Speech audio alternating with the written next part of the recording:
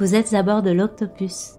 Continuons d'explorer les profondeurs de notre corps, de notre cœur et de notre esprit. Naviguons ensemble pour découvrir les fondements de notre bien-être, reliés à ceux de notre société et de notre belle planète. Et surtout, connectons-nous à notre nature pour nous orienter et guider ceux que nous aimons vers une santé globale, durable et responsable. Belle et douce traversée à tous.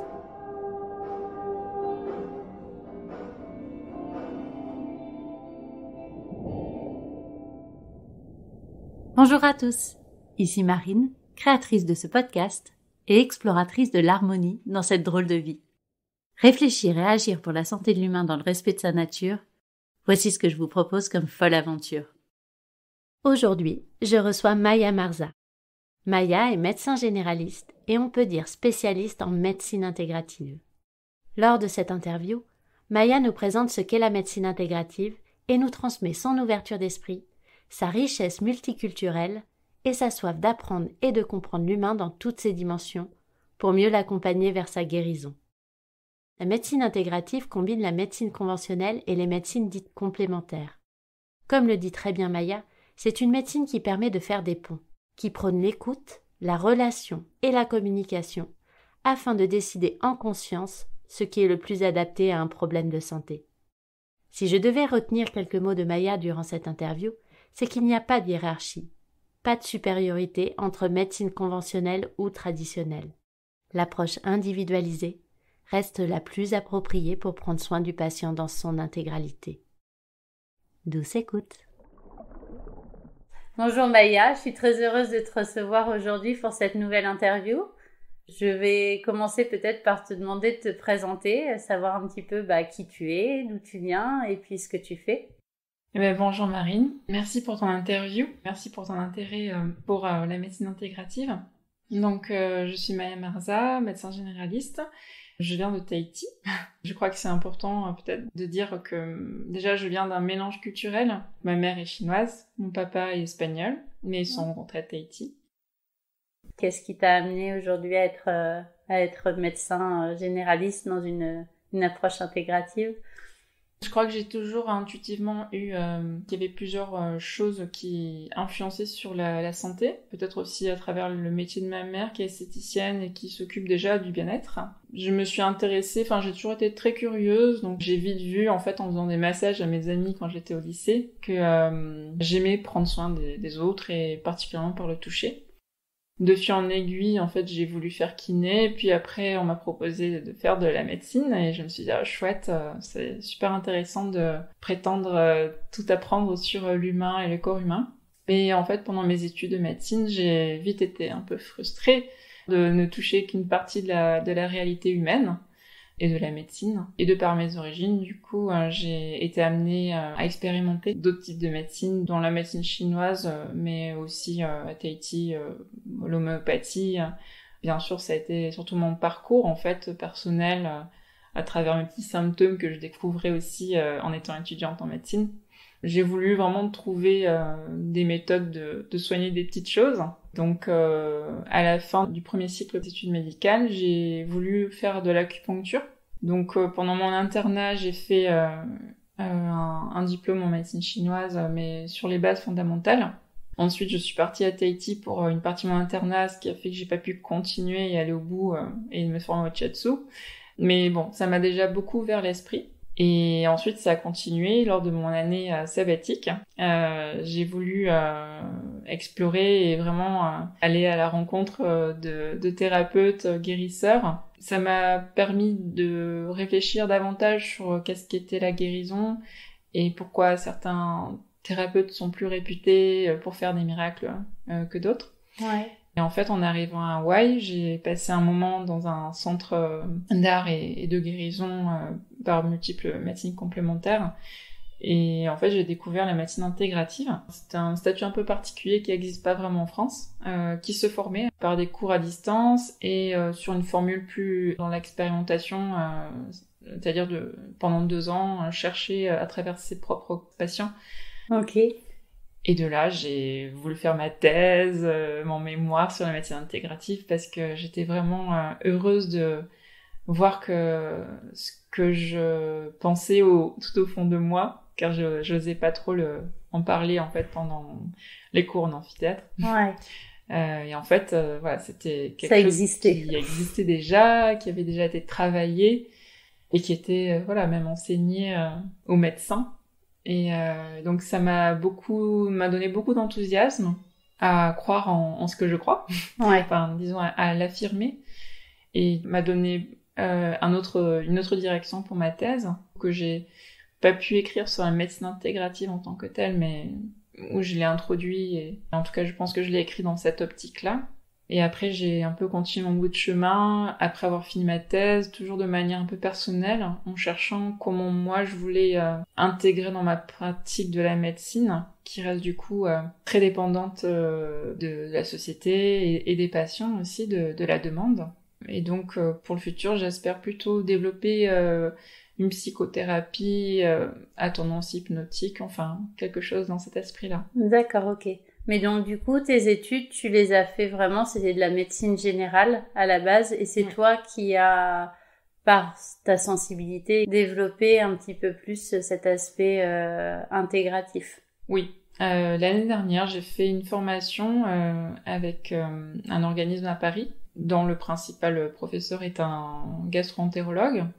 Donc une formation que je suis très heureuse d'avoir faite, mais que je pense appliquer pas exactement comme je l'ai reçue. Ça m'a donné beaucoup de bases de compréhension, même de la médecine, en biologie, en physiologie. Aussi d'autres bases sur le microbiote, et du coup sur les champignons, sur plein d'autres choses. En fait, c'est vraiment une formation de médecine intégrative qui m'a permis aussi de voir que beaucoup de choses sont étudiées scientifiquement, mais ne sont pas répandues. Ouais. Et ça m'a confortée dans l'idée de continuer en fait d'apprendre, d'essayer de me tenir à la page au maximum possible, parce qu'il y a tellement d'études. Mais je pense que c'est des choses essentielles pour accompagner la population générale, si bien sûr elle a envie d'aller dans ce sens-là, d'ouverture de conscience. Ouais.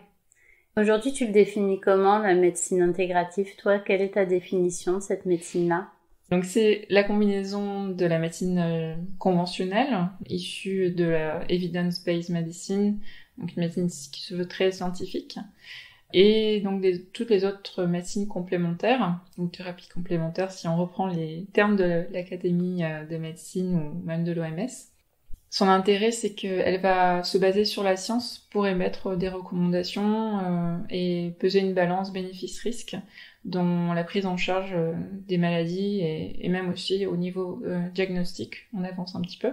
Ça reste une limite en fait, parce qu'on va du coup pas forcément parler de tous les types de médecine qui existent, qu'on aura pu expérimenter en tant que médecin, mais ça permet de donner un cadre en se basant sur une étude pour donner par exemple un arbre décisionnel, donc dans notre façon de prendre en charge les patients.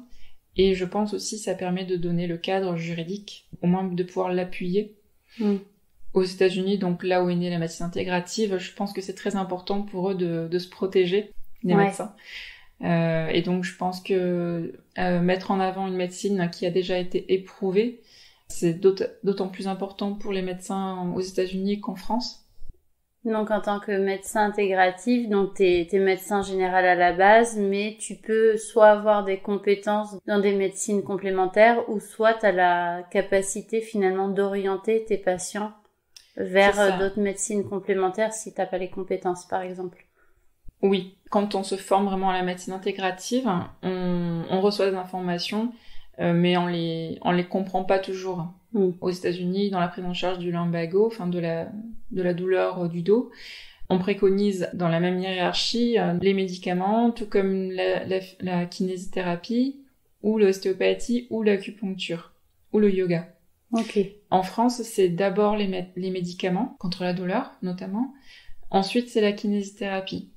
Et bien sûr, on peut avoir recours à un chirurgien orthopédiste si on voit qu'il y a des symptômes évoquant une urgence. L'ostéopathie, même si c'est quelque chose de reconnu en France, ça ne fait pas partie de notre arbre décisionnel dans la prise en charge thérapeutique de la douleur du dos. Ok. Pour autant, si on a reçu cette formation, du coup, on va quand même préconiser aux patients de faire du yoga. Ouais. La plupart des médecins qui se forment à la médecine intégrative, je pense que c'est parce qu'ils en ont d'abord fait l'expérience ou, par leur intuition.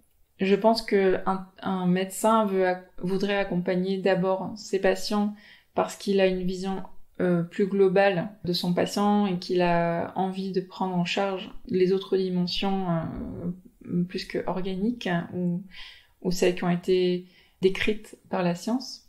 Mais la médecine intégrative permet de donner un cadre qui va permettre d'appuyer la loi. Ça permet d'avoir un cadre plus sécurisé, je pense. Ouais. Ça rassure aussi le patient, le fait que finalement ça soit un médecin généraliste, entre guillemets, oriente vers des médecines complémentaires en se basant sur des faits scientifiques et d'être orienté justement par un médecin généraliste en se disant que ce n'est pas que des médecines qui ne sont pas prouvées scientifiquement, etc. Oui, par exemple, je parle assez souvent du plasma de Quinton aux patients. Le fait de leur expliquer ce que contient ce plasma. Globalement, c'est une eau naturelle qui est forée dans les profondeurs océaniques et qui contient en fait beaucoup d'oligo-éléments, de vitamines, mais aussi une micro-algue qui a traversé les âges, donc avec un ADN millénaire. Moi, je le classerais un peu comme l'argile. C'est vraiment un soluté qui a plusieurs potentiels, qui va bien sûr réhydrater, qui va redonner bien sûr tous ces oligo-éléments, ces vitamines. Quand on l'observe, du coup, on voit qu'il a plusieurs cartes. Enfin, on sait qu'il va aider à la régénération cellulaire. Donc peut-être grâce à la symbiose, peut-être que cette algue, on ne sait pas encore expliquer quel effet elle peut avoir sur le système immunitaire, etc. J'ai pas lu toutes les études encore, mais ça fait partie de ces produits qui nous donnent beaucoup d'études à venir, peut-être. D'accord, ok. Et en médecine intégrative, l'exemple que tu voulais donner par rapport à ce plasma de Quinton c'est-à-dire que en médecine intégrative, on va s'appliquer à expliquer comment marche la médecine à laquelle on s'intéresse. Intuitivement, avec ma formation, je veux dire que le plasma de Quinton, je vais pas le préconiser à quelqu'un qui va être en insuffisance cardiaque ou qui va peut-être faire de la rétention d'eau facilement. On va pouvoir parler un langage plus commun grâce à la science qui va pouvoir être compris de tous. On va pouvoir avoir des éléments très terre à terre pour pouvoir transmettre ce que l'on a observé. Oui, tu as vraiment finalement, en tant que médecin intégratif, une vision très très globale parce que tu as cet aspect scientifique, mais aussi cette ouverture sur d'autres médecines où là, peut-être qu'un thérapeute qui est très spécialisé dans son domaine va avoir certainement plus de connaissances, j'imagine, dans ce domaine-là, mais finalement ne va pas avoir les connaissances d'un médecin généraliste et donc du coup va être aussi limité dans sa vision globale d'un problème, j'imagine. Je pense que grâce à la médecine intégrative, on peut vraiment faire des ponts et trouver, par exemple, un vocabulaire qui va toucher tout le monde. Je pense qu'on a tous un domaine de pathologie auquel on va s'intéresser davantage. Même des fois, par exemple, il y a les patients experts aujourd'hui, donc qui ont une maladie et qui vont pouvoir l'expliquer et qui vont avoir des connaissances parfois supérieures aux médecins ou un thérapeute. Je pense que l'intérêt de la médecine intégrative, c'est pour moi vraiment de faire un pont entre ce qui existe déjà en science et ce qui existe déjà dans les traditions ou même dans des savoirs qui sont jugés ésotériques et qui en fait peuvent parfaitement s'expliquer. Ouais, ok. Ouais, non, vous avez finalement ce rôle un petit peu de médiateur et de communicant finalement entre deux médecines qui ont toutes les deux leur place mais qui communiquent pas forcément et vous faites finalement ce lien-là qui est hyper important. Oui, je pense que c'est tout à fait ça. Je pense qu'en tant que médecin généraliste, on peut s'intéresser davantage à la prévention, à rester à l'écoute des patients. Et aujourd'hui, les patients s'intéressent de plus en plus à leur corps, par la société, à avoir des techniques plus efficaces. Là où il y a des lacunes en médecine conventionnelle, aujourd'hui, grâce à la médecine intégrative, on peut accepter que le patient aille expérimenter d'autres types de médecine, parce que justement, la médecine intégrative va permet de sécuriser tout ça et de l'expliquer et de mettre parfois en garde lorsque on en sent le besoin. Ouais, donc il y a un côté aussi très rassurant pour le patient de se dire qu'il va se faire orienter par un médecin finalement qui a des bases scientifiques. Et est-ce que c'est pas finalement le rôle aussi d'un médecin généraliste, ce rôle de médiateur, c'est-à-dire pour orienter les gens parce qu'on a des connaissances vraiment un peu dans tout, mais qu'il faut pouvoir les orienter vers ce qui est le mieux pour eux? En effet, le médecin généraliste a une formation de base pour traiter les pathologies aiguës et chroniques les plus courantes. On est là justement pour coordonner les soins entre spécialistes. Quand une pathologie devient peut-être plus intense ou plus difficile ou plus rare et qu'on ne peut pas se former sur tout. Pour moi, effectivement, ça fait sens de continuer dans cette démarche de coordonner les soins. Et donc, d'un côté, permettre au patient d'expliquer ce que lui, il a fait de son côté, lorsqu'il a une démarche déjà d'aller chercher des soins pour lui par ses propres moyens. Et d'autre part, de pouvoir lui proposer aussi d'autres possibilités. Ouais. Enfin, toi, j'imagine, dans la façon dont tu reçois tes patients, etc., tu les incites aussi à être de plus en plus acteurs de leur santé, finalement, dans la manière dont tu prends en charge un patient, ou pas forcément? Est-ce que ça va... Ce côté médecine intégrative va aussi un peu avec cette dynamique de redevenir acteur de sa santé, quand le patient, évidemment, est ouvert à ça, j'imagine. Ouais, justement, dans les premières années où j'étais à l'hôpital et où j'ai remplacé, j'ai été confrontée assez vite à cette problématique, on va dire. Pour moi, ça avait toujours été une évidence qu'on pouvait trouver des manières différentes de se soigner. Pour les personnes que j'ai rencontrées, c'était pas toujours la même chose et j'ai vite compris ce qu'était le modèle de soins paternalistes où le médecin donne une ordonnance, ordonne des soins et des médicaments. Et ça n'a pas toujours été facile, en fait, d'accepter qu'un patient ne soit pas prêt à entendre qu'il existe autre chose ou qu'il n'ait pas les ressources pour soit financières, soit motivationnelles ou autres, ou environnementales, pour aller chercher une autre façon de se soigner que ce qu'il avait déjà. C'est-à-dire prendre des nouvelles cartes et les mettre dans ses mains. Il est vrai que dans la définition de la médecine intégrative, en tout cas celle donnée par l'université de Duke, on parle justement de la pleine conscience. Disons que c'est vraiment une valeur. La pleine conscience est vraiment vue comme ce qui va permettre au patient de rester dans la zone d'équilibre de la santé. Donc je pense que c'est essentiel d'amener le patient à savoir vraiment s'écouter sans se stresser ou être anxieux de sa santé, mais à ce que lui entende vraiment ce qui est bon pour lui, qu'il le reconnaisse dans son corps peut-être en premier, mais aussi plus loin, j'ai envie de dire, qu'il puisse ressentir vraiment les personnes qui vont lui permettre d'accéder à la guérison ou au moins un soin efficient. Après, je crois que c'est vraiment une question vraiment de société, de passer d'un modèle de soins paternaliste à un modèle de soins déjà plus équilibré, où on est dans une décision médicale partagée, où on va du coup discuter, et pas forcément négocier, mais discuter avec le patient. Vraiment, je l'ai constaté au niveau des générations. C'est une généralité. Au-delà de 60 ans, les personnes sont moins dans la discussion et recherchent vraiment au cabinet des solutions. Pour moi, il est difficile de leur proposer des choix. Et ils ont vraiment besoin qu'on fasse le choix pour eux. Ok. Mais là, ce que tu disais aussi, c'est que l'aspect relationnel, finalement, en médecine intégrative est assez important parce que tu dois prendre en compte, en médecine générale aussi, forcément, j'imagine, mais qu'il y a cette dimension de vouloir comprendre le patient, ses modes de vie et de lui ouvrir un petit peu toutes les cartes de ce qui est possible en fonction de lui, sa personnalité. Il y a une dimension plus personnalisée et plus relationnelle, j'imagine, du coup. Oui, tout à fait. Je pense que le médecin généraliste, c'est aussi un médecin de famille. Dans cette appellation, il y a la dimension justement de l'environnement, de l'entourage. Et donc je pense que ce métier d'être médecin, d'accompagner une personne vers sa guérison ou l'aider à maintenir sa santé, c'est quelque chose déjà qu'on faisait avant et que les médecins font encore, je crois. Prendre en compte toutes ces informations de son travail, le lieu où il vit, où il passe du temps, les personnes qu'il côtoie, Par là même, du coup, dans ma façon de proposer des alternatives thérapeutiques, si je vois que la personne est en demande ou me le demande clairement, je vais essayer de prendre en compte aussi ce que moi je ressens, quelle personne avec qui va se sentir le mieux, quelle thérapie il va le mieux accepter. Il y a des personnes que j'ai rencontrées qui avaient un zona, donc ça c'est un exemple assez connu. Il y avait des personnes qui avaient déjà consulté un magnétiseur ou un rebouteux, comme ça qu'on les appelle en France. Et puis d'autres à qui j'avais vraiment envie de proposer parce que je voyais que la douleur ne passait pas malgré les médicaments qui étaient déjà en place. Et je voyais que ça ne passait pas en fait.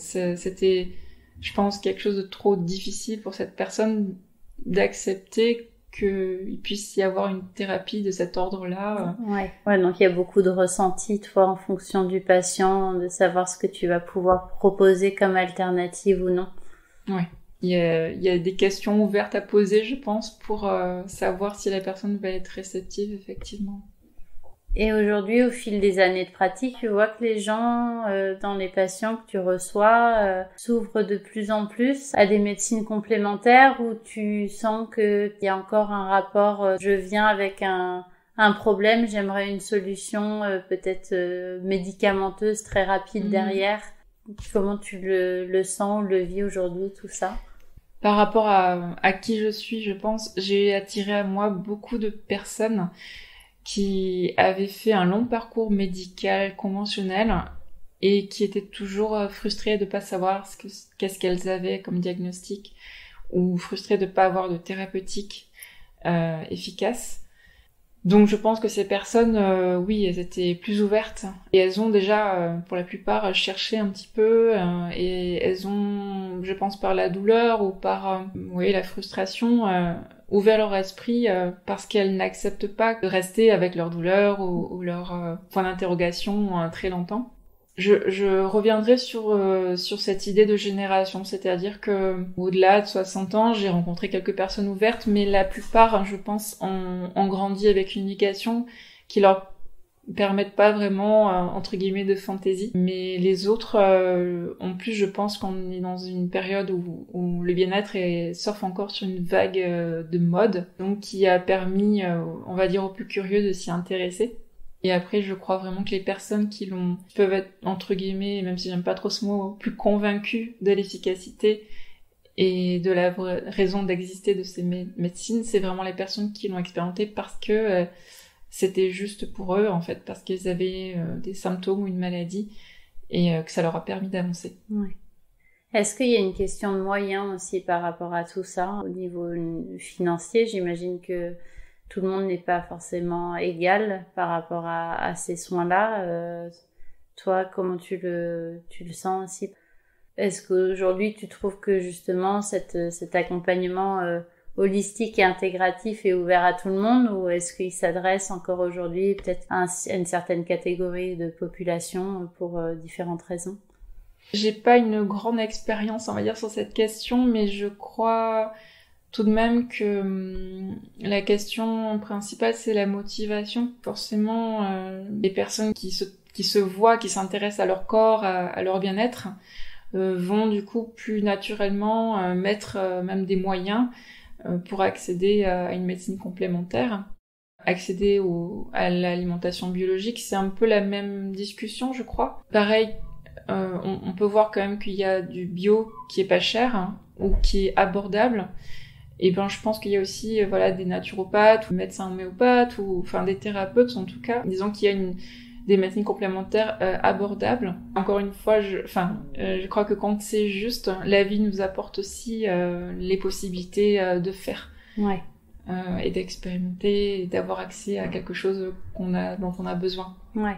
Et pour revenir sur les médecines intégratives, tu disais que toi, tu avais été formée, tu avais fait une formation l'année dernière. Est-ce qu'il y a une certification ou quelque chose qui permette d'acter qu'un médecin est dans cette dynamique de médecine intégrative, ou ça reste quelque chose de très, finalement, subjectif, où on s'aperçoit finalement que son médecin généraliste est dans cette dynamique intégrative, mais c'est pas forcément précisé? Oui, je crois que c'est une bonne question. Non, il n'y a pas de formation officielle reconnue par le gouvernement français. Cependant, on a un diplôme universitaire à Paris. En France, on a tendance à utiliser plutôt des termes comme la santé intégrative, ou même on va parler d'intervention non médicamenteuse. Cependant, je pense qu'aujourd'hui, les médecins qui vont avoir du coup une approche holistique, puisqu'on ne pourra pas parler vraiment de médecine intégrative de manière formelle, on va les voir lorsqu'ils auront du coup une spécialité telle que la micronutrition, l'homéopathie ou l'acupuncture, qui montre déjà du coup une ouverture au moins de conscience aux autres systèmes de soins. Toi aujourd'hui, tu pratiques d'autres systèmes de soins ou tu orientes uniquement tes patients vers d'autres médecines? Alors j'essaye de donner des solutions alternatives lorsqu'on me les demande ou lorsque juste il n'y a pas de solution conventionnelle possible. Je m'auto-forme en fait, donc je sais que je dois rester humble sur mes connaissances. De toute manière, je vois que ça bouge aussi énormément. Et la plupart du temps, c'est vrai que je vais avoir tendance à rediriger les patients sur d'autres thérapeutes. Enfin, c'est vraiment au cas par cas, je pense, c'est vraiment individualisé. Mais le fait de déjà toi t'auto-former te permet de mieux comprendre de quoi il s'agit et de pouvoir orienter, j'imagine, plus facilement. Enfin, c'est toujours important pour moi de comprendre quelque chose pour avant de le conseiller. Ouais, de vraiment savoir de quoi tu parles pour pouvoir le conseiller ensuite. Ouais. Est-ce qu'il y a... Ça peut être tout type de choses, j'imagine, ça peut être l'acupuncture, l'hypnose, le magnétiseur, c'est vraiment ouvert à plein de choses. Il y a des limites ou non, pas forcément Ça aussi, c'est une bonne question.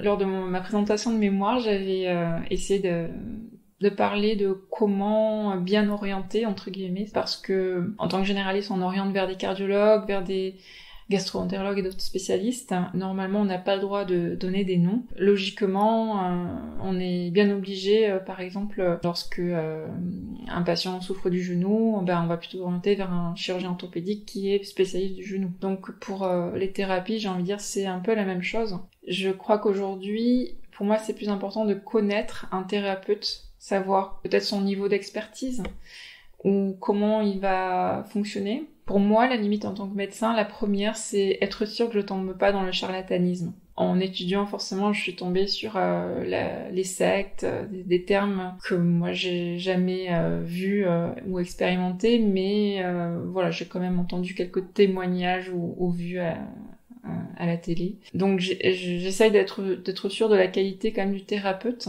Donc il y a quelques critères d'ailleurs qui avaient été décrits par des médecins qui font de la médecine intégrative au Québec. Donc, par exemple, je crois que la première chose c'est de s'assurer que le thérapeute ne va pas vider les poches du patient. Combien il va prendre à la séance, est-ce qu'il va demander à avoir beaucoup de séances, est-ce qu'il va demander au patient de rester avec lui jusqu'au bout ou de le laisser libre, d'arrêter un peu finalement comme un kinésithérapeute qui va avoir besoin de beaucoup de séances, mais je pense que il faut que le patient soit capable de dire ben non mais là ça m'améliore pas, ou là je sens que ça stagne trop, et d'arrêter. Je pense qu'un bon thérapeute, c'est celui aussi qui va voir effectivement et reconnaître que peut-être c'est pas la bonne technique, ou c'est peut-être pas lui la bonne personne pour l'accompagner. De dire, ben non, écoutez, là votre problématique, moi je peux rien pour vous, et allez voir quelqu'un d'autre. Donc toujours revenir à cette humilité finalement, tu cherches des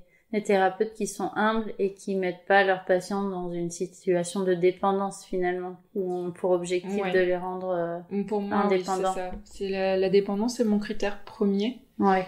Après, c'est vrai que je trouve ça important qu'ils soient transparents, au moins un minimum. Donc finalement, ceux qui se présentent sur un site internet, qui vont mettre leur prix, qui vont expliquer un peu comment ils travaillent, ça aussi, je trouve ça important. Moi, aujourd'hui, j'ai vraiment envie de communiquer avec ces thérapeutes. Par exemple, il y a des pratiquants de médecine chinoise qui font des courriers, donc effectivement, le médecin ne comprend pas ce que le médecin a pu diagnostiquer. Mais je trouve que c'est une preuve de, je sais pas, de bonne foi et de professionnalisme, finalement, de vouloir communiquer entre soignants, en équipe, pour accompagner le patient vers sa guérison. Ouais, donc il y a cette dynamique collective, le fait de vouloir tous avancer dans le même sens pour le bien-être du patient et d'arrêter de séparer finalement les choses et de dire... Disons que je pense que si on construit des murs entre les praticiens et du coup entre les médecines, ça crée plus peut-être d'occasion à des quiproquos, à une perte de temps. L'autre élément qui est important aussi, c'est de pas induire de perte de chance. Il y a par exemple eu un enfant qui est décédé après une otite parce qu'il avait été traité par l'homéopathie. Donc ça a fait beaucoup de remue-ménage, mais je pense que il y avait une part d'erreur peut-être à propos des parents, du moins de ce que les journalistes ont rapporté, parce que les parents ne tenaient absolument à ce que ce soit que l'homéopathie et pas d'antibiotiques. Et je pense que s'ils se soignaient de manière autonome, donc ils étaient les seuls responsables, mais s'il y avait un homéopathe qui intervenait et qui du coup a pu voir que l'enfant s'enfonçait, je pense que là c'était du devoir de l'homéopathe de rediriger les parents pour ne pas perdre de chance. Ouais. Et en tant que, justement, médecin intégratif aussi, je trouve que vous avez cette capacité peut-être de voir à quel moment un patient est dans une, entre guillemets, urgence et où là, il faut peut-être traiter avec des antibiotiques ou une médecine peut-être plus médicamenteuse et de voir à quel moment peut-être un patient est dans une situation où ça peut être traité d'une autre manière et peut-être de façon du coup plus naturelle. C'est peut-être une bonne question pour moi. J'ai pas suffisamment discuté de ces situations d'urgence avec les thérapeutes. Aujourd'hui, je crois que les thérapeutes restent assez prudents. Je vois quand même pas mal de patients qui viennent sur conseil du thérapeute. Des patients qui viennent vers toi sur conseil du thérapeute? Oui. Ouais, oui. Ok. Après, peut-être parmi les thérapeutes qui ont plus d'expérience et qui sont plus aguerris, peut-être effectivement que ils ont pu rater des urgences ou pas spécialement des urgences, mais peut-être des tableaux plus lourds. C'est vrai que par exemple un cancer, on va pas forcément le détecter facilement. Quand j'avais appris la médecine chinoise, notre professeur nous disait souvent que le scanner avait pu réorienter beaucoup de diagnostics faits en médecine chinoise. Peut-être que, on va dire, les avancées scientifiques permettent effectivement d'être plus performants et du coup on y a accès par la médecine conventionnelle. Ouais.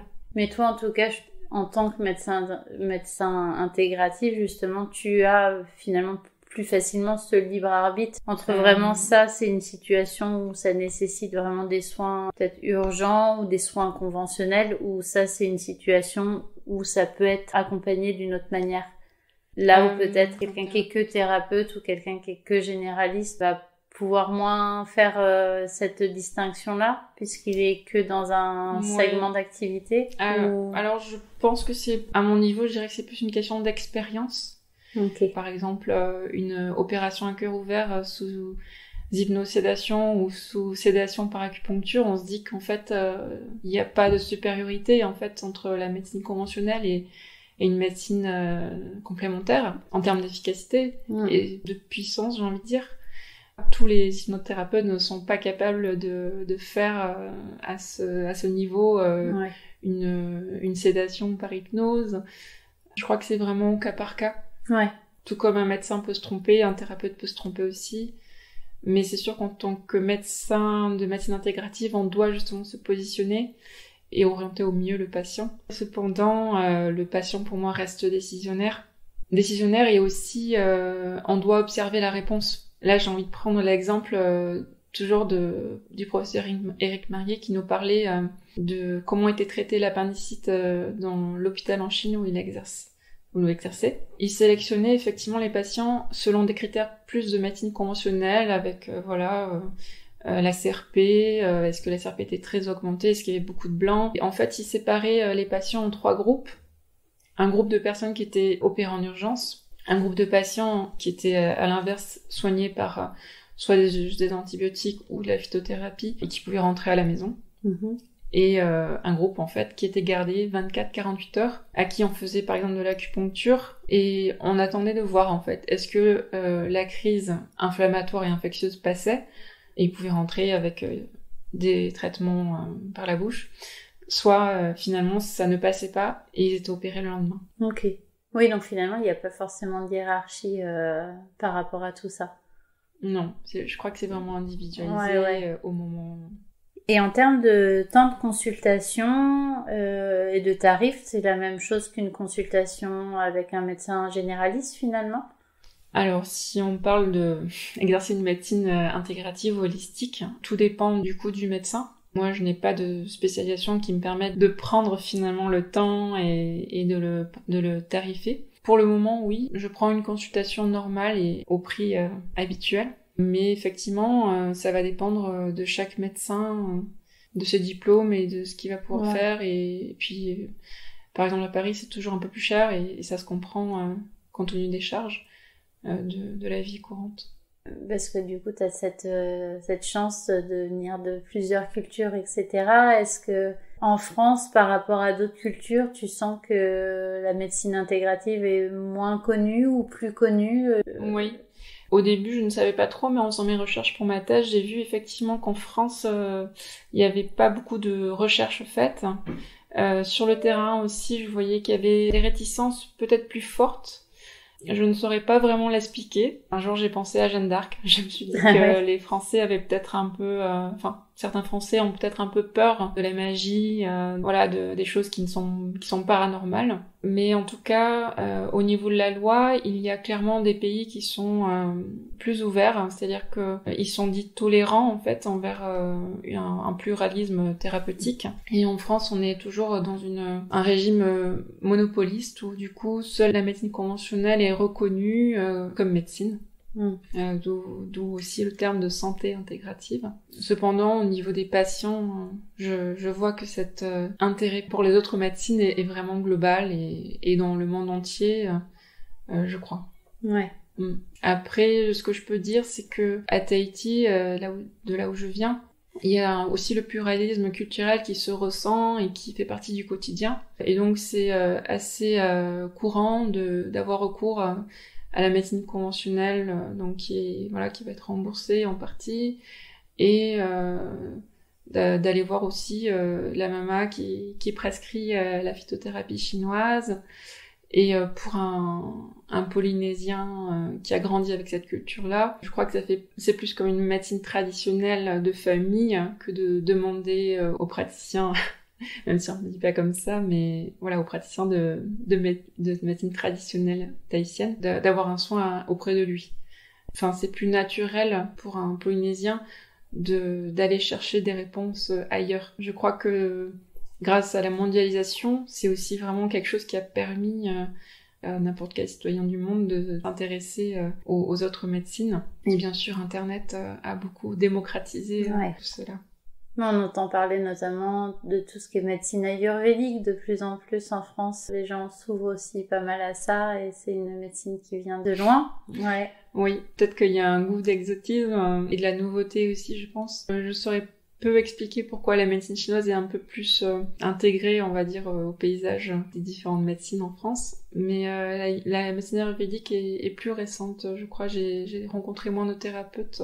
Et est-ce que ça s'explique aussi peut-être, je sais pas, tu parlais de Tahiti tout à l'heure, vous avez peut-être une connexion aussi là-bas avec la nature plus forte. Peut-être que dans nos sociétés occidentalisées aussi, on est coupé plus facilement de cette nature-là, de par nos modes de vie, de peut-être le stress, notre travail pour beaucoup dans des bureaux, des choses comme ça. Est-ce que ça nous coupe pas aussi un petit peu de cette ouverture finalement vers d'autres médecines ou vers d'autres traditions Je pense que oui, la modernisation, le fait qu'on en vive plus en ville, mais qu'on vive un peu à 100 à l'heure, fait que on prend moins le temps de se poser des questions, qu'on est donc moins connecté à ses intuitions, qu'on va chercher à tout rationaliser, à tout rendre efficace. En tant que patient, je pense que même si on vit en pleine nature, on va pas forcément entendre mieux la nature si on prend pas le temps. Mais par contre, peut-être pour les praticiens, les médecins, peut-être qu'effectivement, c'est parce que les médecins vont prendre le temps d'écouter vraiment, donc de s'ouvrir à d'autres choses. Je pense que il y a eu un réel engouement qui est tout à fait justifié vers les médicaments et qui a fait que ça a pris beaucoup de place. Peut-être laisser un peu sur le bord, en fait, les autres médecines. C'était un rapport peut-être aussi à la consommation. J'imagine que le médicament, c'était quelque chose qui était vite fait. C'est plus rapide. Ouais, ça se consomme rapidement. Voilà. Le symptôme s'efface aussi peut-être plus rapidement. Et donc du coup, il y a eu un rapport à la consommation peut-être aussi comme ça par rapport aux médicaments. Oui, je pense vraiment que tout est lié effectivement à la société qui nous a amené une façon de vivre. Les médicaments étaient vraiment adaptés effectivement à cette industrialisation. Ouais. Et donc le podcast, comme tu sais, s'oriente aussi autour du bien-être personnel, mais aussi du bien-être social et environnemental. Selon toi, quel rôle aujourd'hui a un médecin généraliste ou médecin intégratif dans cette ouverture des consciences finalement au fait que la santé est un bien-être global et pas que finalement personnel, c'est aussi un bien-être social et environnemental? Si je me base, on va dire, sur mes cours que j'ai pu recevoir à l'université, c'est vrai que les médecins qui se préoccupaient le plus justement de l'environnement, c'était plutôt les médecins du travail. C'est-à-dire que, par exemple, une exposition à l'amiante va permettre de reconnaître une maladie en tant que professionnel, si ça fait partie de la profession, etc. On prend en compte un peu le stress, par exemple dans l'ulcère de l'estomac, mais c'est vrai que c'est pas mis au premier plan.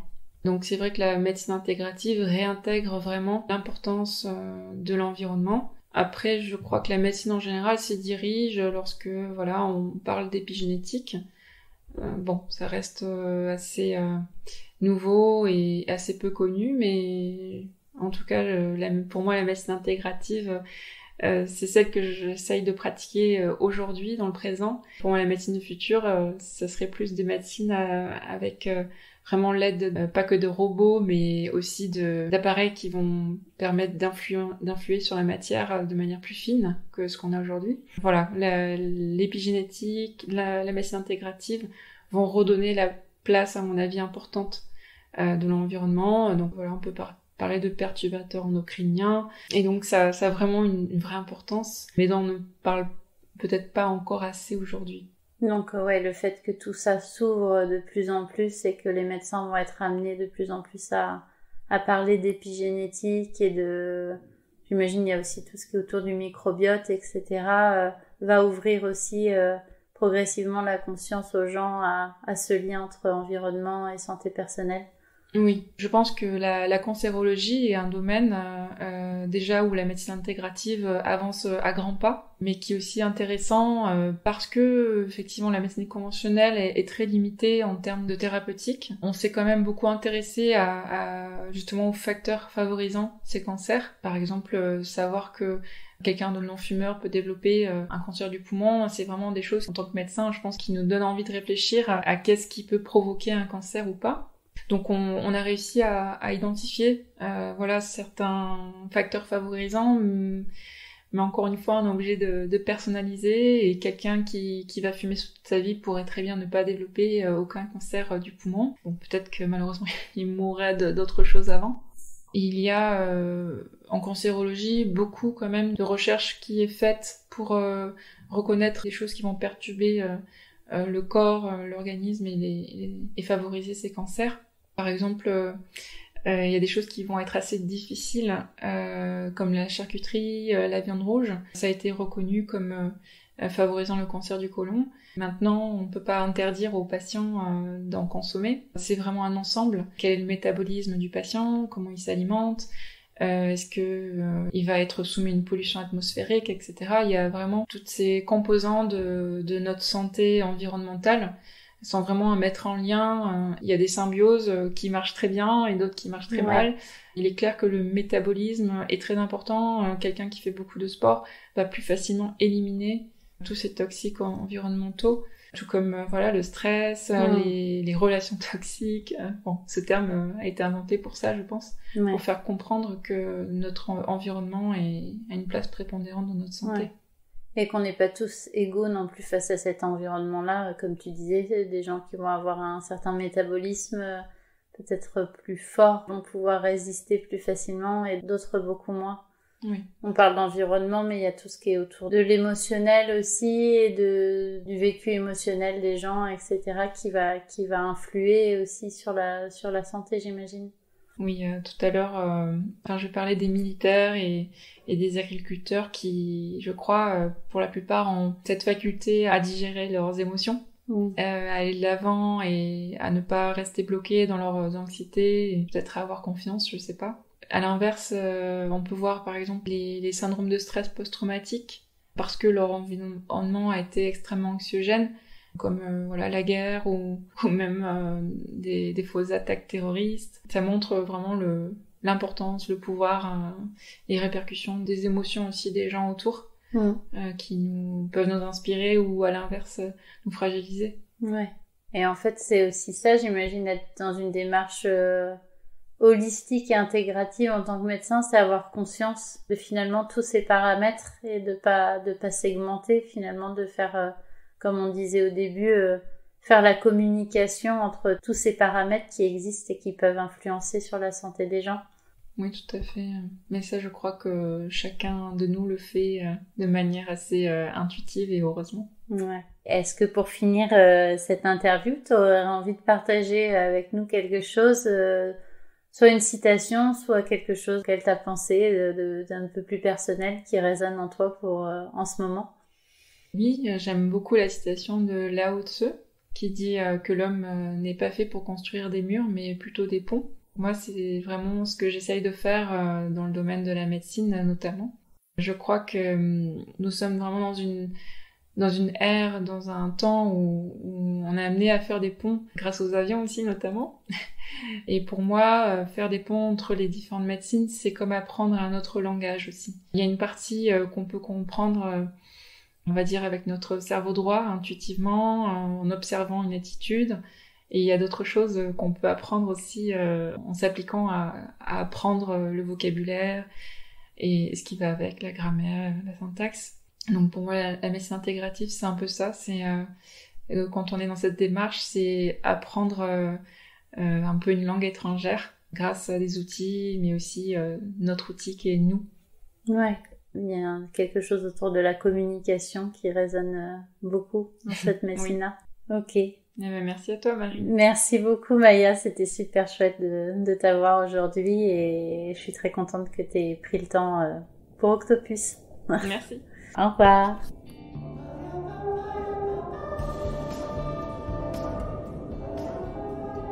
Et c'est ici que nous faisons escale. Retrouvez le résumé et les intervenants de cet épisode, ainsi que quelques références pour aller plus loin, sur le compte Instagram ou sur le site internet The Octopush. Si vous avez aimé l'extrait musical de ce générique, je vous invite à écouter l'artiste Brioche, qui prend soin d'apporter douceur et poésie à nos petites ouïes. Et enfin, si votre voyage à bord de l'Octopus a été apprécié, n'hésitez pas à offrir des cœurs sur vos applications préférées. À bientôt!